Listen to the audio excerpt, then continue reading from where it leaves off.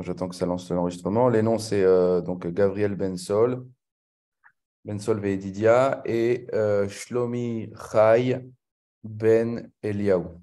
Voilà, Et les Lunishmatam, les Hashem. merci. Tov. On commence, toute affaire cessante. Euh, on ne peut s'empêcher de faire quand même une remarque sur le fait que le Rav Edelstein nous ait quittés. Je suis pas passé prendre le casse-croûte chez toi, Jérémy, même si j'étais à Givat Shmuel. J'imaginais que tu n'étais pas à la maison. Donc je suis resté à Givat Shmuel et à Bnei Brak. J'ai pas eu le temps de passer te voir, te dire bonjour à Kolpanim. Je vais vous raconter une histoire qu'on a entendue. On a à la Yeshiva, Yeshiva Taramor, on a un petit-fils commun du Rav Kanievski et du Rav Steinman qui étudie à la Yeshiva, donc qui était arrière-petit-fils, donc c'est le petit-fils du Rav Sharga Steinman, l'arrière-petit-fils commun du Rav Steinman et du Rav Kanievski qui étudie à la Yeshiva. Et il a raconté à propos du Rav Edelstein que le Rav Steinman avait étudié un texte de Torah Sheba'al Peh, entre autres dans Reshit Chochma, il y a une Masechet qui s'appelle Masechet Gehinam. Masechet Gehinam, c'est tous les détails des punitions que quelqu'un peut avoir pour les Haverot qu'il aurait pu faire dans ce Ramazé. Et le Rav Steinman, il étudiait ça et il tremblait. Alors son fils lui dit, mais pourquoi tu trembles? T'es un sadique. Il dit, parce que tout ça, c'est écrit pour quelqu'un qui n'est pas les Shem Shamaim. Alors, toi, t'es les Shem Shamaim. Qu'est-ce que tu as, toi, voir Ramazé? Steinman, il dit, tu sais, c'est pas tellement les Shem Shamaim. Parce que j'écris des livres. Après, les gens, ils viennent me voir, ils me disent, oh là là, tes livres extraordinaires. Et je suis satisfait, je suis content, et je reçois du kavod. Je suis très heureux. C'est pas tellement les Shem Shamaim. Il dit, mais attends, écoute.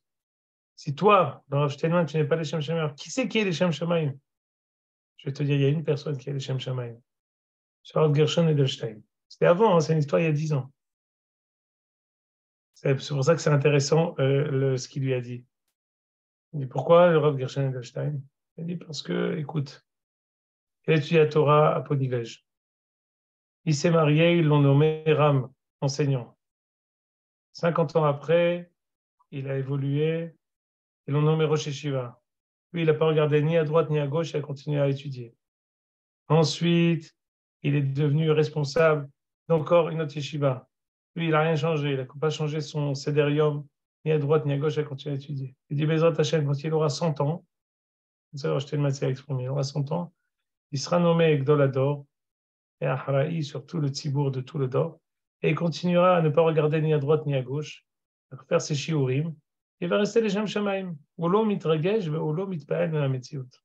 Bekachaya. C'est quand même extraordinaire d'entendre de la part de son fils que, encore, au moment où il était en son cœur, il a eu en fait un dôme lève. Quand son cœur a arrêté de battre, il était en train d'écrire les mécorotes du chiour qu'il devait faire 1 heure après. Imaginez-vous que encore la veille, à 100 ans, où il est décédé, il a fait un chiour klali à la yeshiva. Donc les gens qui devaient venir, il l'a fait en comité restreint, ils sont venus pour faire, mais il a fait son chiour encore la veille. Et le matin où il est décédé, il a encore écrit les mécorotes pour le chiour qu'il devait faire le même jour, 2 heures après. Donc, Mamashit Kembo, lo chahata aino velonas lechon, chose qui est miyuchad meod, donc une tzlilut hada'at et une avdout. Le Rav Kahanman, donc le petit-fils du Rav de Ponivège, disait qu'il n'y a pas un jour où il n'est pas venu à la yeshiva depuis tous les jours qu'a fait Akadosh Baruch Hu depuis le Yissoud de la yeshiva de Ponivège. Et le Rav Edelstein s'est rendu à la yeshiva. Mais je vais vous dire une autre chose. Quand on a entendu la nouvelle du décès du Rav Edelstein, on était nous chez le Rav Tao, ben, chez le Rav Tao, et on lui a demandé est-ce que la yeshiva y va? La yeshiva elle a prêté 5 asarot, 6 asarot pour toute la yeshiva pour s'y rendre. Première chose que le Rav Tao a dit, il dit Atzil Nefesh. Atzil Nefesh. Il dit Raïtem et Asirton al à Noshrim. Il y a un sirton extraordinaire où il y a des gens qui s'occupent de parler de Chouva qui posent la question au Rav Edelstein comment se comporter avec, quand on a dans sa propre famille des enfants ou des proches qui sont plus religieux. Et d'une manière ou d'une autre, euh, peut avoir le hashash, ils vont être mécalcalim les autres, qu'est-ce qu'on fait, comment on fait. Le Rav Edelstein, du haut de ses 90 ans, dit Tzech le'ov otam, tzech lechabed otam, em anusim, velo ashmatam, em anusim, c'est pas de leur faute. Ils sont pris au piège, c'est contre leur gré. Il faut C'est les aimer. c'est l'histoire que vient de nous raconter Jacques. Ah, pardon. On a parlé de... Non, non, pas du tout. On a parlé des spédimes sur le Rav Edelstein. Et il a dit, j'espère, je vous paraphrase, hein, Jacques, mais et il a dit que son fils, il avait lâché un petit peu, il a fumé. Alors il a dit, qui est toujours imbriqué à côté de toi. Et sa fille, qui ne s'habillait pas de sa noix, elle dit, qu'est-ce qu'on fait? Alors, elle dit, bah, qu'elle aille acheter ses habits avec sa mère, mais qu'elle soit toujours avec elle pour justement ne pas les...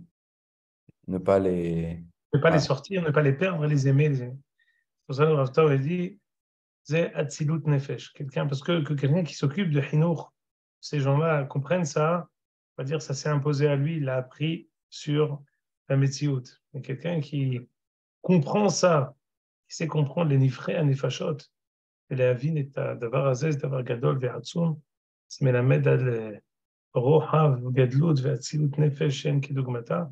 C'est hidush gadol. Roche, kol la pyramide, puisse comprendre une chose tellement profonde. Parce que au-delà de la chorma qu'il y a ici, c'est une grande difficulté pour, même si quelqu'un, même pour quelqu'un de pas religieux, que son fils devienne religieux, c'est pour lui le fait qu'il n'aille pas sur ses pas, c'est difficile. Alors, imaginez-vous quand c'est qu'il est religieux, que son fils n'est pas religieux, et qu'il a vraiment un vrai hachage, ça vienne à atteindre les autres enfants. Et vraiment, la plupart du temps, on est hasséronim. On est impuissant, mais d'abord, cette compréhension et savoir comprendre que yesh, parfois, en ce qu'on appelle, on a des onassim, la rue, le tarbout, les dérotes, le passé peut être parfois plus fort que beaucoup de choses qu'on peut inculquer à la maison. Et fait de comprendre que c'est pas forcément leur faute. Et mitorkar de les aimer, c'est hidouche kado. Tov, c'est baiser patachno, baiser amadno. Ce qu'on moi, peut. j'ai Oui, juste une vas-y. question. C'est une nouvelle yeshiva, la yeshiva de Ponivège? C'est...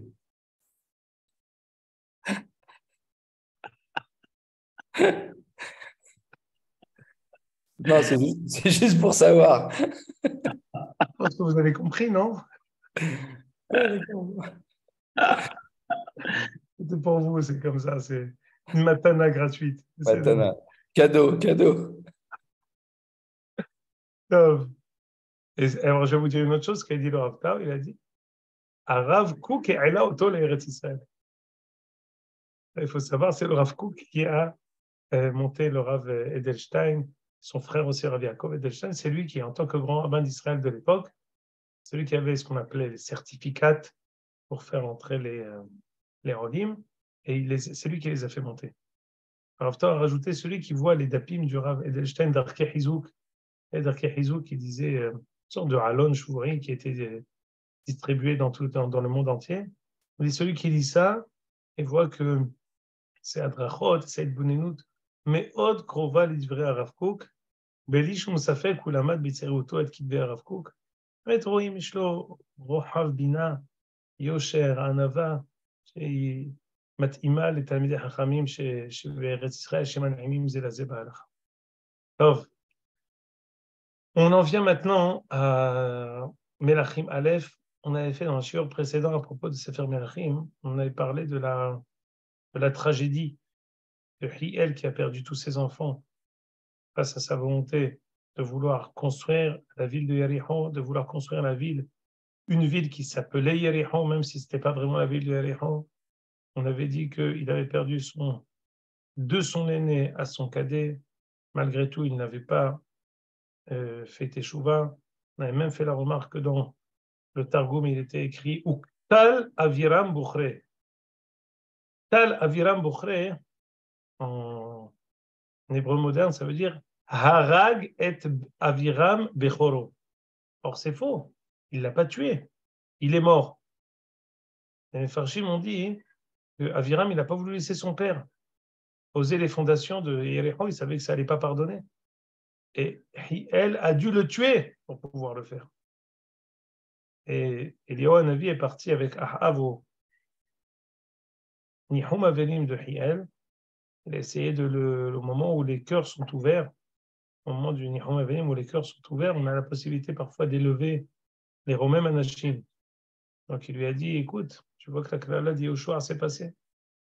Ahav, comme une douche glacée, qui vient faire le travail de Mikrehu, c'est-à-dire que pas du tout, il n'y a pas d'Yad Hashem, il lui dit, écoute, qu'il est là, Tarav, lo kiyem, qu'il est là, ta Talmid yekayem. Voilà la Kelala de Moshe Rabbeinu qui dit, Ta'avadtem Elohim aharim, ve'atzar et Hashamem Elohim atar. Quand on fait Avodah Zarah et qu'il n'y a pas de pluie, ça n'a pas été accompli, tu veux que la Kelala de Talmid Yehoshua soit accomplie. Donc il a refroidi immédiatement l'élan potentiel de Yehiel de faire Teshuvah.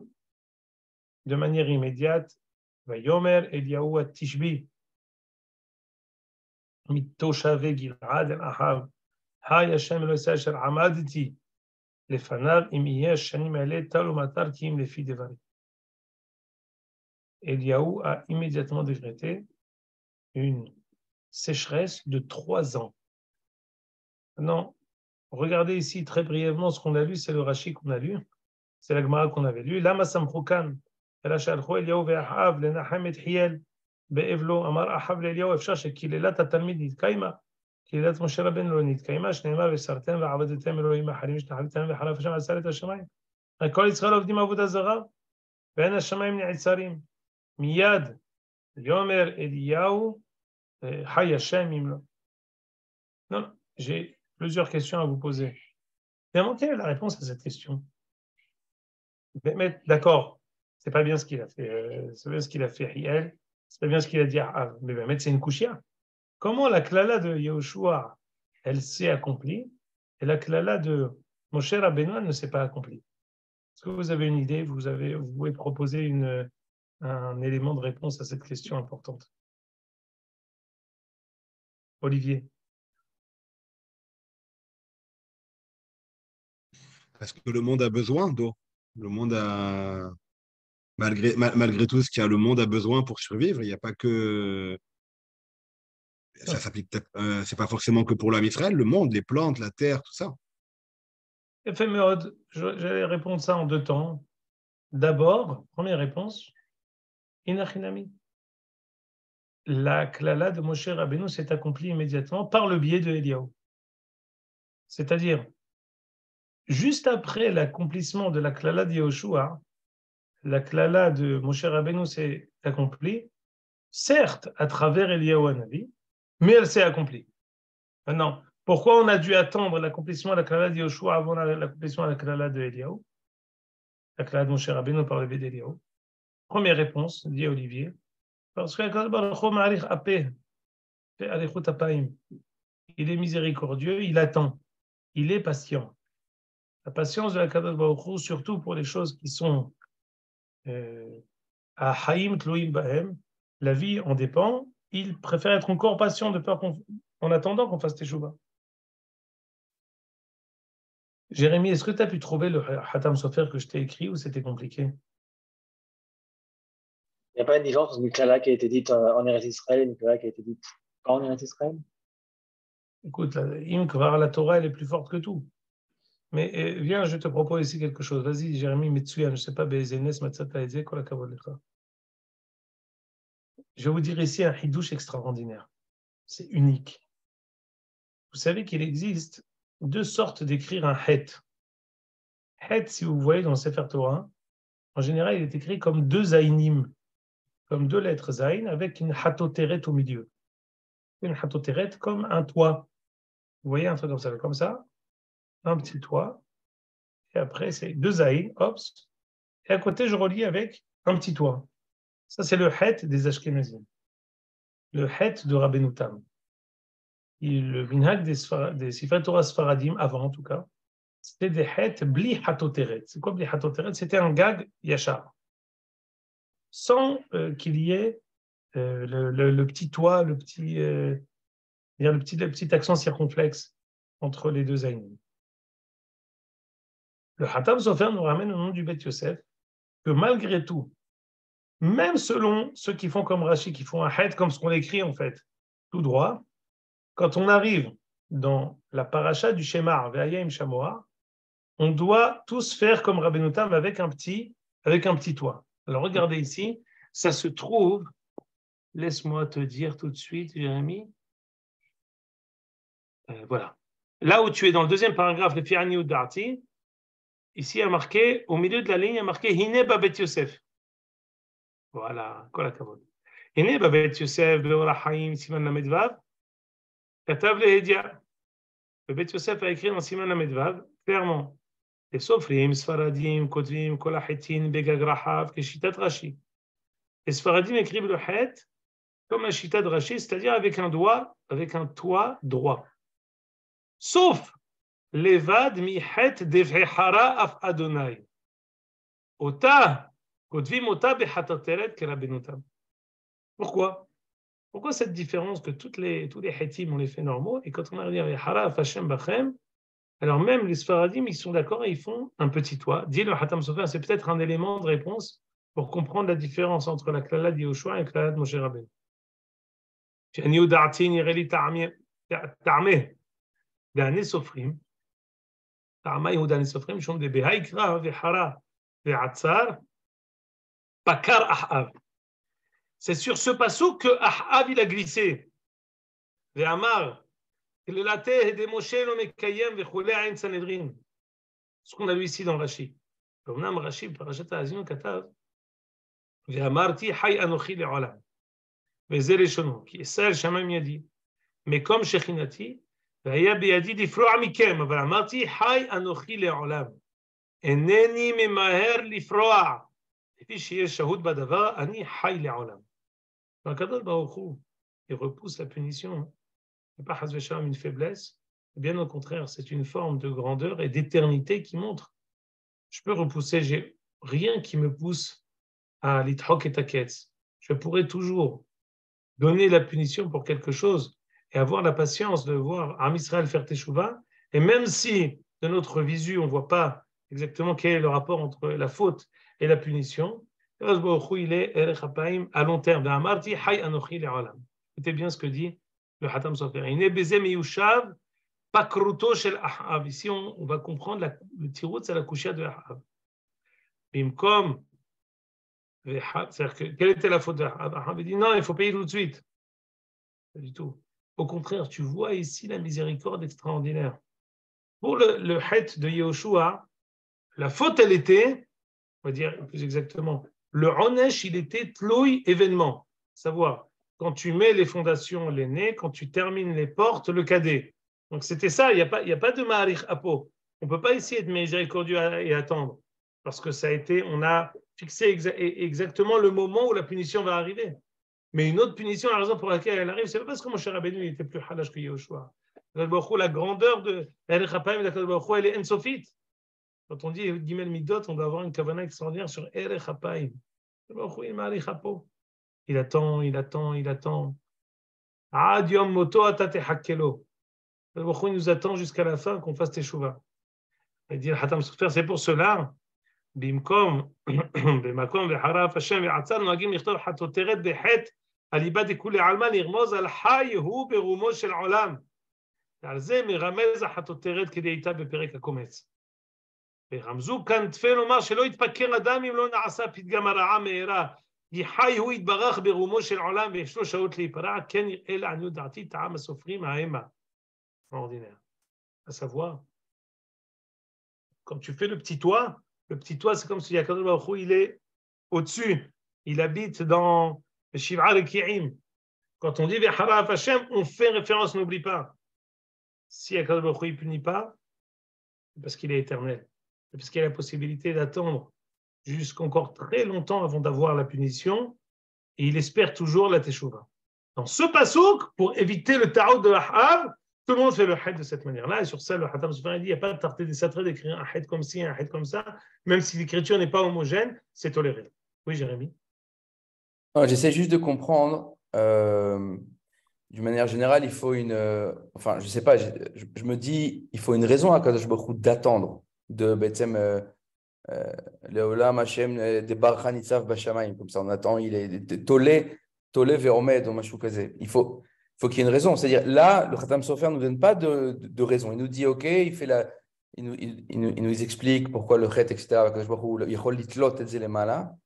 Blissiba. C'est-à-dire, j'arrive pas à comprendre. Quelle était la raison pour Yeshua de Litlot et maintenant ici de Moshe Rabbeinu qui ne veut pas Litlot? La différence entre Yeshua et Moshe, je crois avoir l'expliqué, c'est que Yeshua, il a fait dépendre la punition d'événements bien précis. Maintenant, pourquoi Akadosh Baruch Hu, question qui est Bimkoma, pourquoi Akadosh Baruch Hu, il attend? Et c'est Tshuva, cet élément de réponse, on l'a donné la semaine dernière, il y a 2 semaines, quand on a posé la question, c'était chez Jacob, je crois. Quand on a posé la question très importante, pourquoi Eliaou a planté sa tente Takar et Taolo be Malchut Israël? Pourquoi il n'a pas habité à Mea She'arim et Malchut Yehuda? Avec les religieux, il est tranquille. Pourquoi il va chercher les pas religieux et se frotter à eux? Ça va lui jouer des tours. On a répondu en un mot. Dafka parce qu'il croit en la Ouma. Parce que l'Oitia Esh Mea Ouma. Parce que l'Oitia Esh Mea Cholet Ouma, les Taken, Zot Asiba, Shuma Arichapo. Dans ce cadre-là, tu dis pourquoi Akadosh Baruch Hu il attend? Ki Uma Amin Shem Yecholim La'asot Shuva. Ki Uma Amin Shebekoham.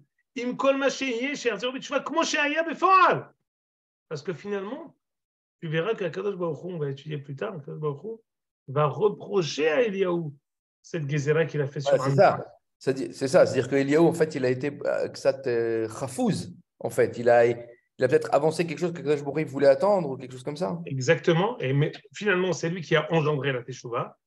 Mais peut-être qu'Akadosh Baruch Hu, il aurait préféré qu'il le fasse sans qu'on leur mette l'épée Damoclès sur la tête. Okay. Et Akadosh Baruch Hu, il croit, c'est Cachon, mais tu m'as dit comment va rentrer le Rav Edelstein dans le Shiur. Zé Teshuvah. Pourquoi il nous dit d'aimer? Parce qu'ils sont foncièrement gentils. Pourquoi il nous dit d'aimer? Parce que tous ces gens-là, tous nos frères qui sont Emanoussim, ils sont intoxiqués par des hot kosvot, par des prédispositions, des stéréotypes, parfois aussi le Yetzer Hara de la rue. Parfois, ils ont eu des salakot, des cicatrices de Morim qui étaient mauvais ou de parents mauvais ou quoi que ce soit d'autre. Ils sont Anoussim. Ça veut dire quoi? Que la personne est foncièrement gentille. לכן תאהב אותו, לכן תחפש אותו, לכן תרדוף אחריו לטובתו, תרדוף את טובתו. זה האמונה בסגולת ישראל, האמונה ביכולת שתמיד הסגולה, הכוח הפנימי, la force intérieure qui est ancrée dans chacun d'Israël, elle peut toujours sortir la tzet et la pora. Comme ce que je vous ai dit, le machal, pour la énième fois, entre Yaakov et Esav. Esav ou Ish Sa'ir. Si tu mets une épine, il se prend dans des épines, ils sont pris dans la barbe de Esav, tu tires, elle s'est prise d'un autre côté, il est enchevêtré, il est Sa'ir. Par contre, Yaakov, il est Nimshal, Bechol Makom, qui est Adam, qui est Reach. Donc, quelqu'un qui est chaud, ça veut dire quoi? Il dit le Shem Yishmael que s'il a, au nom du Midrash, que s'il a quelque chose qui est sur son crâne, sur sa barbe, il fait oup, et ça s'en va. Ça veut dire quoi? C'est-à-dire que parfois, les difficultés, les choses qui sont enchevêtrées, tout dépend chez qui elles sont enchevêtrées. Si enchevêtrées chez quelqu'un qui est compliqué, alors ça va s'enchevêtrer. Quelqu'un qui est foncièrement gentil, attends, c'est kacha, oup, et ça s'en va. Zé Emouna, chez Akadosh Baruch Hu Ba'uma, Zé Emouna chez Eliyahu Navi Ba'uma, c'est pour ça qu'il est parti habiter chez Malchut Israël. Zé Emouna chez Nachut Tzrechim, Adayom Hazeh. Oui, Jérémy. Je voulais juste dire à Olivier qu'il arrête de se plaindre, qu'il voit que c'est parfait de ne pas avoir de cheveux. Ah. Bref. D'ailleurs, Bishmaron, oui, Jacob. Ce passage du Ketcheman, on le lit à voix basse, le Cher Tzibour le lit à voix basse, afin qu'Hachem ne punisse pas à la Makom, pour faire oublier un petit peu ce péchard. Hazak Baruch, c'est à la marocaine. Je sais que ce n'est pas toutes les communautés et toutes les obédiences qui ont ce minhag de lire à voix basse. Il y en a un qui préconise de lire à voix haute parce qu'il y a beaucoup de gens qui rêvent un peu pendant la prière. Et je vais te dire même une anecdote, Yaakov. Mon père, Isachar Altov, il apprend parfois des bar mitzvah, le schéma. Et en fait, il voit quand le Vehara Hashem Bachem, comme il disait à voix basse, en fait, l'enfant, il squeeze, se tait, et il attend que 2-3 secondes, après les samtem, il reprend. Parce que lui, il fait une prestation, l'enfant, le bar mitzvah. Donc, ce qui est fait à voix basse, ça ne compte pas.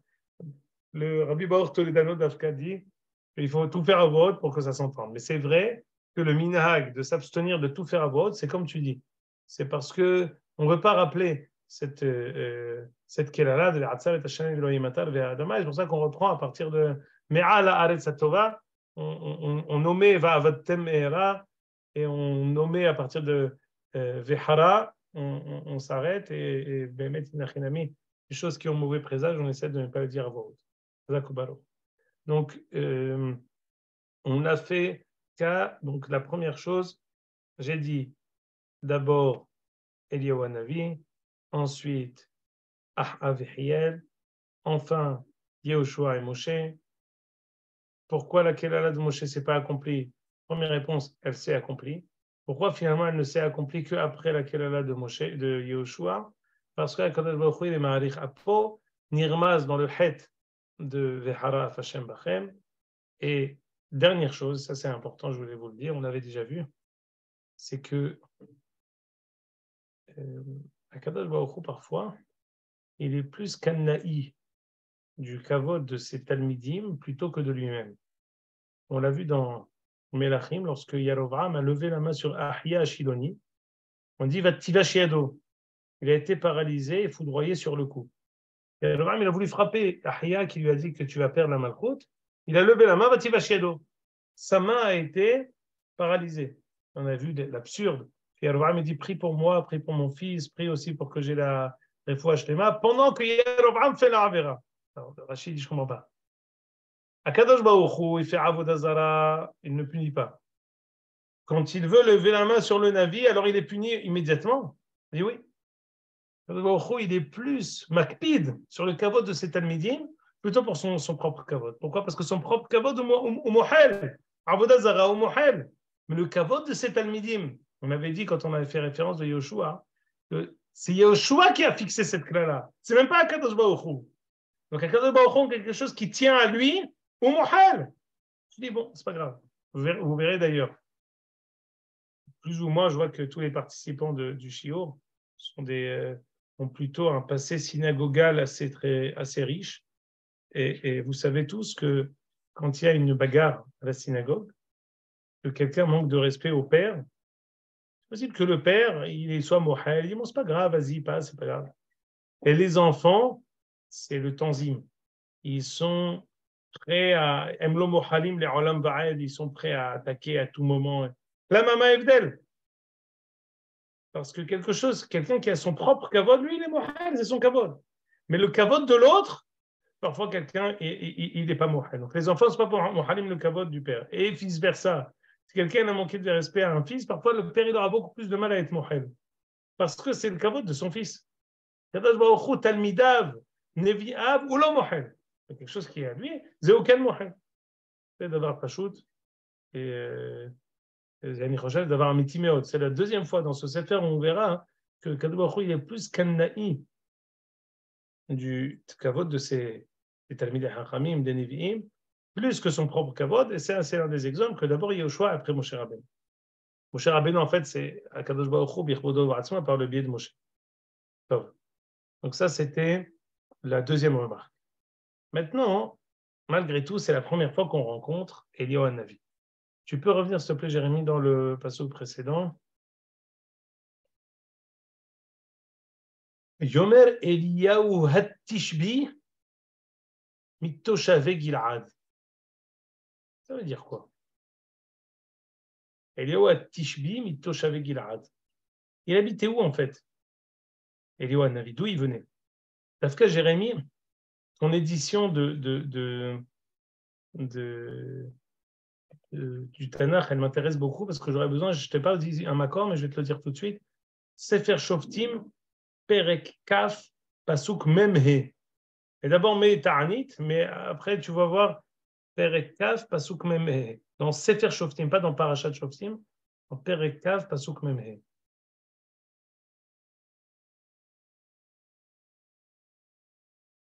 Voilà.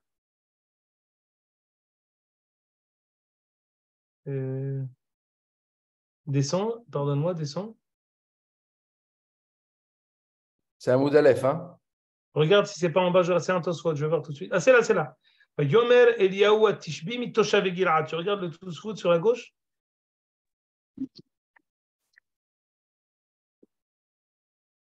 Là, tu es en train de faire le truc, le curseur. Ok. C'est le Tosfot là sur la gauche. Alors, Yomer Eliyahu Atishbi Mitoshav Gil'ad. L'écart Nikra Mitoshav Gil'ad. Pourquoi il s'appelle Eliyahu de Gil'ad? Je ne l'ai pas, hein. Je ne sais pas où c'est. Si, t'es devant. On le voit, Jérémy. Le Tosfot. Regarde le Tosfot. Tu ne vois pas le Tosfot sur la gauche? Ah, si, je suis à gauche, là, avec mon curseur, mais je ne vois pas Vayomer Eliyahu Hanavi. Ben, si, il est en gras. Il n'y a que toi qui ne vois pas, Jérémy. C'est le quatrième Tosfot. Le premier, c'est Ira Biouda. Le deuxième, c'est Hesser Netirot. Le troisième, c'est Arava. Le quatrième, Vayomer Eliyahu Atishbi. Si tu ne trouves pas sur Tosfot, regarde sur Tosfot. Oh, ok. Vas-y, Shimon, vas-y. Je vais la voir tout de suite. À tout de suite. Bravo. Tu sais, monsieur Al-Ahmi Laurent, j'ai eu le mérite d'étudier chez quelqu'un qui s'appelle Rabbi Haim Peretz. Rabbi Haim Peretz, c'est un enseignant de Gemara dans la rue Saulnier.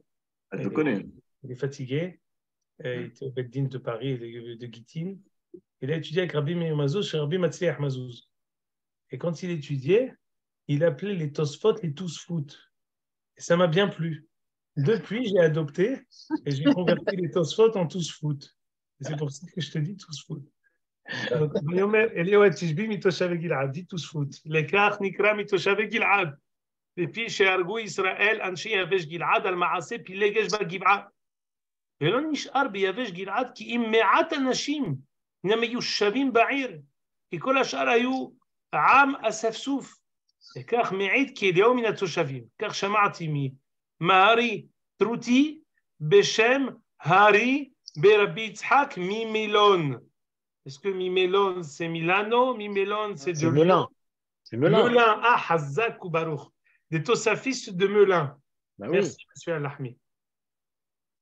D'où il était, Eliyahu, de Yavesh Gil'ad. C'est qui est fort et qui me dit qu'est-ce qui s'est passé à Yavesh Gil'ad. Il avait dit Tosfot, non? Non. Il y a plusieurs choses. Je vous demande un historique. Pas seulement de. Il y a beaucoup de choses qui ont été dites à propos de. C'est pas là que Yehoshua a envoyé la lettre? Non. Ah, attendez. D'abord, ce que Tosfot ramène, c'est que Yavesh Gil'ad, c'est la seule ville qui ne s'est pas jointe à tout Am Israël pour punir Anshe Pilegesh Bagivra. Am Israël avait décidé de punir ceux qui ont fait le Maaseh de Pilegesh Bagivra. Ils ne sont pas venus pour les punir. D'ailleurs, ils ont décidé, ils avaient peut-être une raison de ne pas vouloir les punir. On va pas en parler maintenant. Sur ça, Rabbi Natanaï Béchi, peut-être une autre fois. Et la raison pour laquelle, qu'est-ce qu'ils ont dit à Israël? Ceux qui ne sont pas venus pour punir Anshe Pilegesh Bagivra, ils seront mis à mort. Qui étaient-ils, ces gens-là? C'était les gens de Yavesh Gil'ad.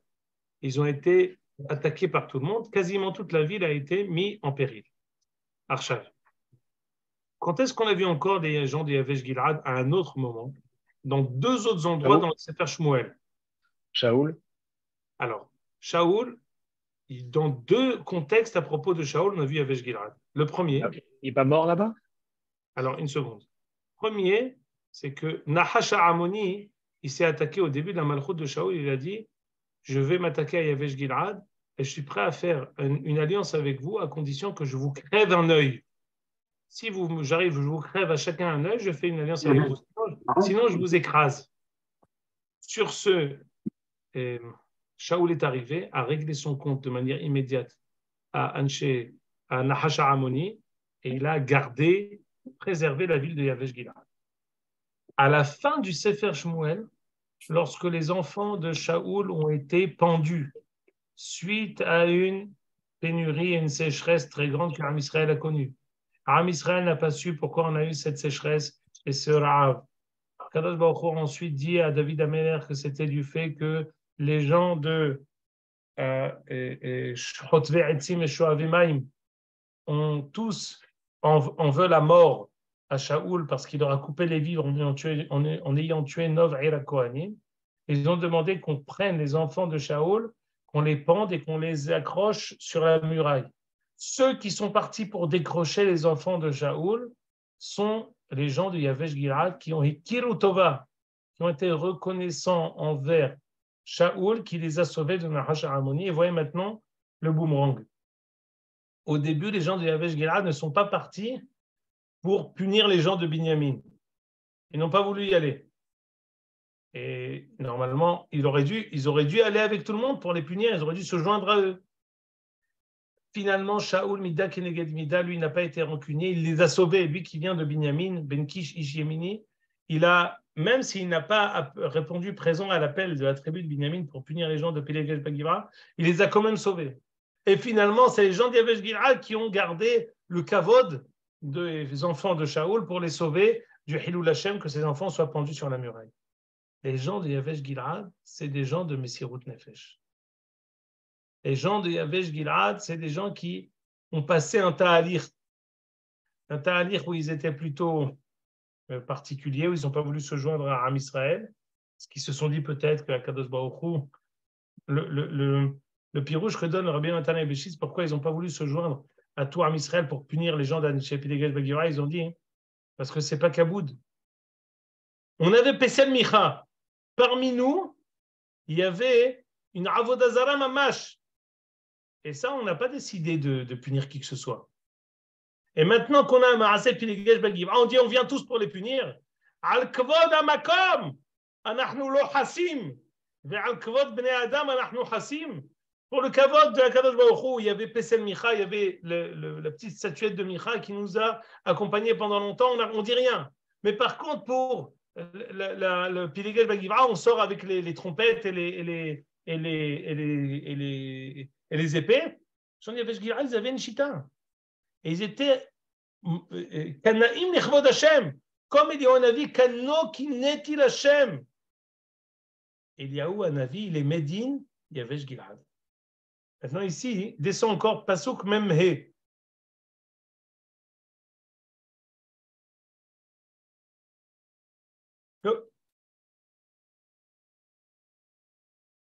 Vas-y, descends. Le prochain Pasuk, la prochaine page, je le rachis de la prochaine page. Extraordinaire.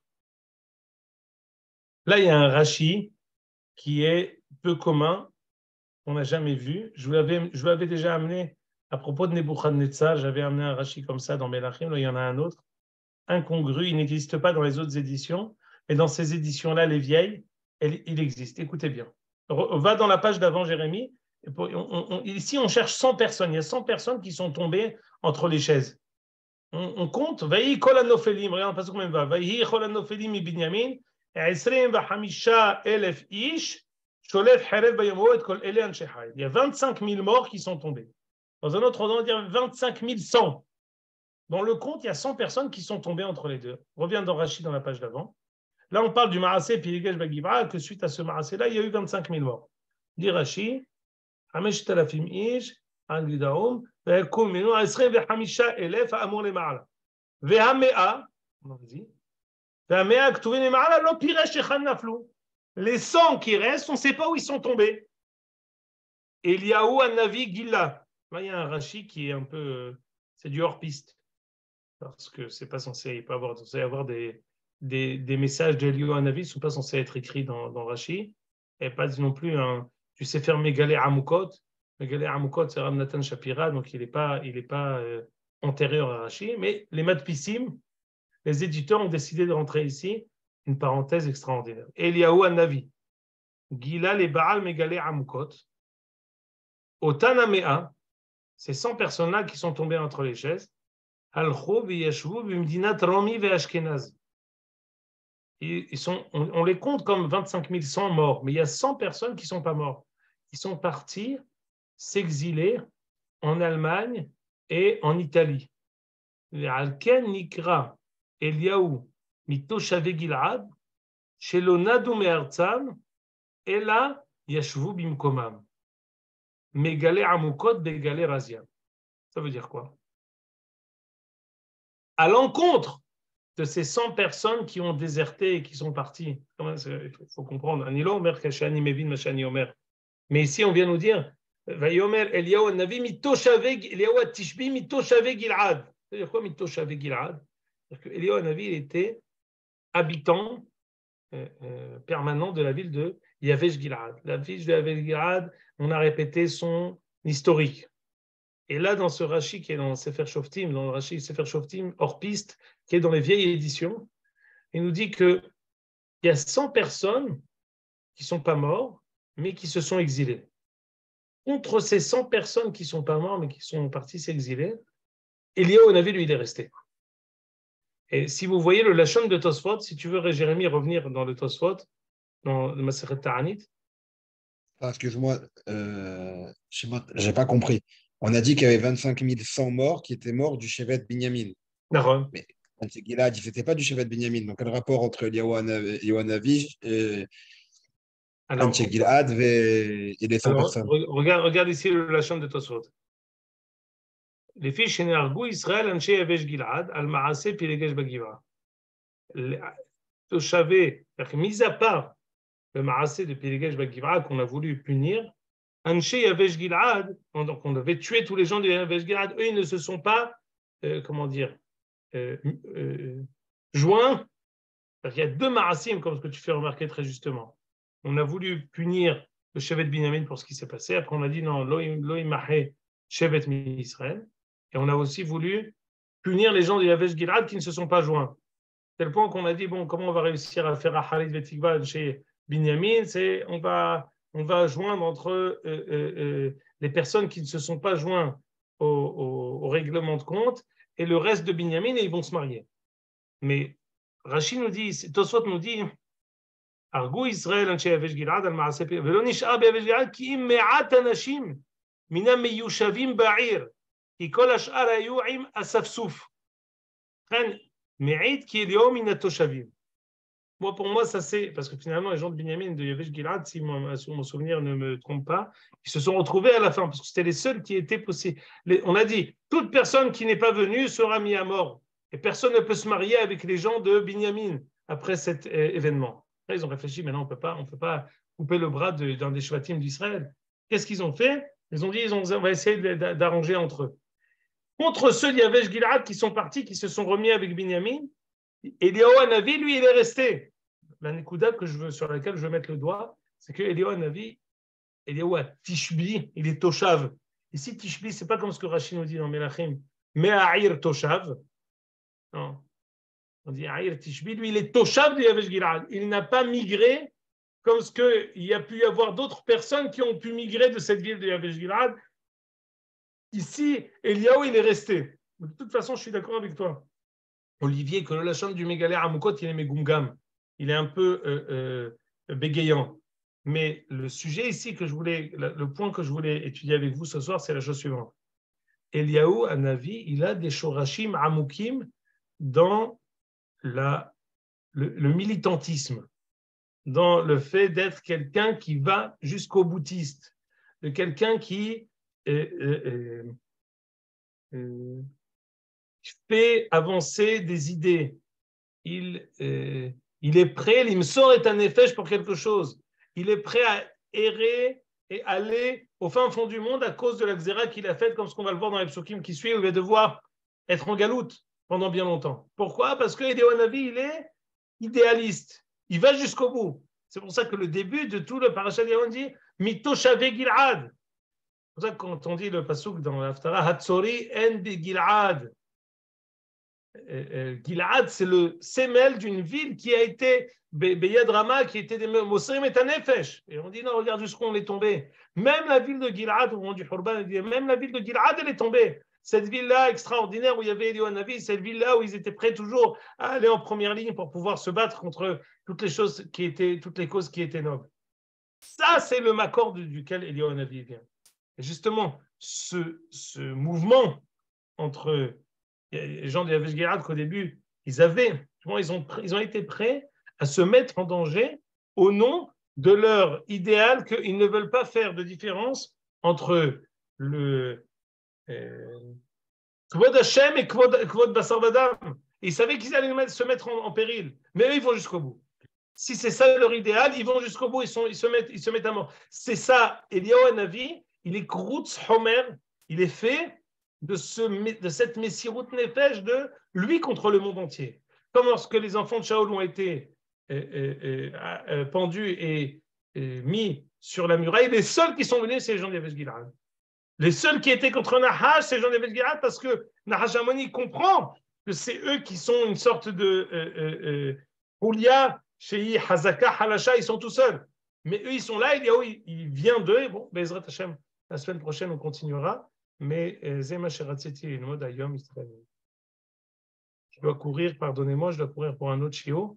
C'est Hazak Ubaruch, Toda Rabba. Toda Rabba. Hazak Ubaruch. Shalom, kol tov. Shalom. Hazak Ubaruch.